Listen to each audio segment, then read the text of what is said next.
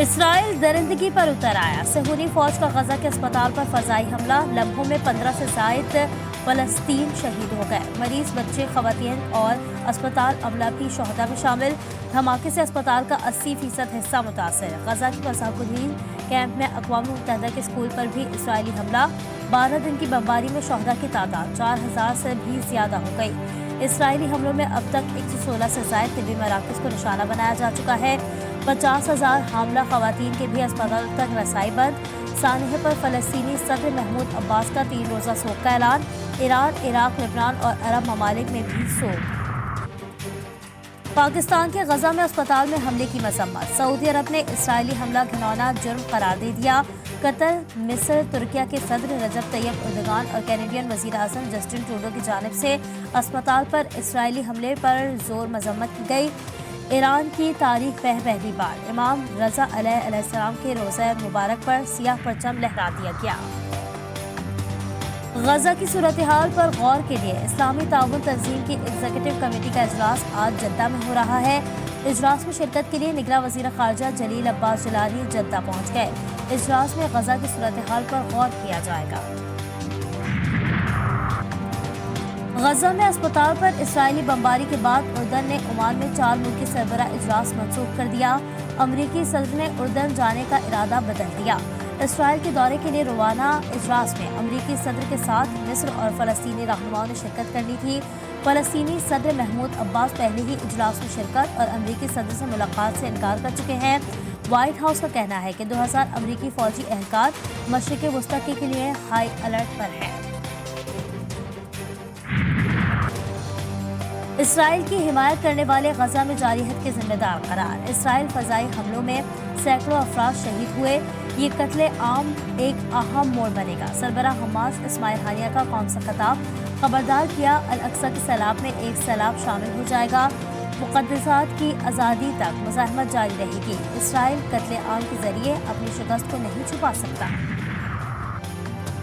اسرائیل کے بن گوریون ایئرپورٹ پر مزاحمتی میزائلوں کا خوف، سائرن بجتے ہی جرمن چانسلر اور اس کے ساتھ آنے والے وفد زمین پر لیٹ گیا۔ جرمن وفد اسرائیل سے یکجہتی کے لیے آیا تھا۔ اسپتالوں پر حملوں کے خلاف اردن کے شہر عمان میں ہزاروں افرادوں نے اسرائیلی سفارت خانوں پر چڑھائی کر دی۔ اسرائیل کے سفارت خانے کو آگ لگا دی۔ ترکی کے شہر انقرہ میں سینکڑوں مظاہرین سڑکوں پر نکل آئے۔ اسرائیلی سفارت خانے کا محاصرہ۔ رام اللہ میں بھی فلسطینی سڑکوں پر آ گئے۔ پولیس سے شدید جھڑپیں۔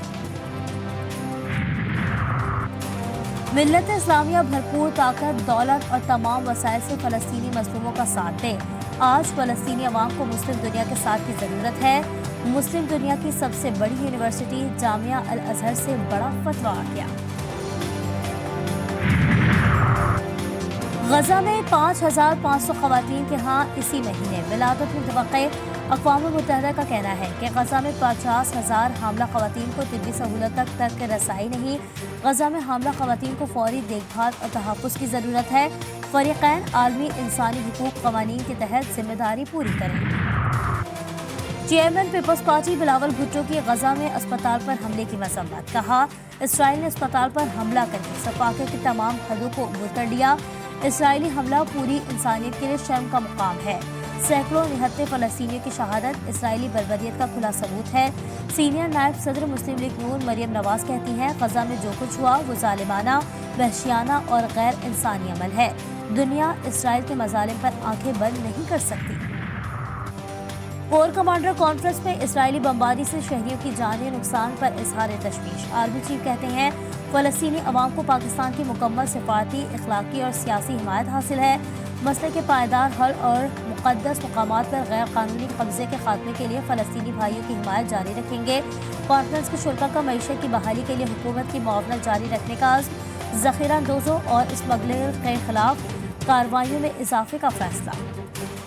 نگراں وزیر اعظم انوار الحق کاکڑ کی بیجنگ میں روسی صدر پیوٹن سے ملاقات۔ باہمی دلچسپی کے امور، خطے کی صورتحال اور دیگر عالمی معاملات پر تبادلہ خیال۔ روسی صدر نے کہا معاشی ترقی کے لیے خطے کی سلامتی ضروری ہے۔ انوار الحق کاکڑ کا کہنا تھا کہ انسدادی دہشت گردی کے لیے پاکستان اور روس کا موقف یکساں ہے۔ सानिहा कारसाज को 16 साल बीत गए। सानिहा के शोहदा की याद में आज बिलावल हाउस के सामने होने वाले ताज़ियती इज्तिमा फलस्तीन के शोहदा के नाम से मंसूब पीपल्स पार्टी के इसराइली जारहियत की भरपूर मजम्मत। ताज़ियती इज्तिमा में chairman peoples party Bilawal Bhutto शिरकत करेंगे।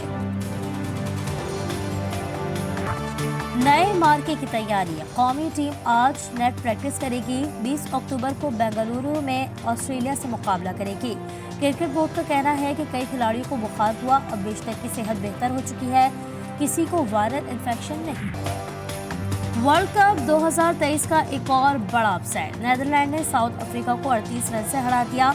बारिश के बायस 43 ओवर्स के मैच में नीदरलैंड ने पहले खेलते हुए 245 रन बनाए थे। हदफ के ताक़ु में प्रोटीज की पूरी टीम 207 रन बना सकी। और खेल के मैदान से बड़ी खबर, कौमी फुटबॉल टीम ने तारीख रकम कर दी। FIFA world cup 2024 qualifier match जीत लिया। पाकिस्तान ने क्वालिफायर मैच में कंबोडिया को शिकस्त दी। ग्रीन शर्ट्स ने कंबोडिया को 0 के मुकाबले में 1 गोल से हरा दिया।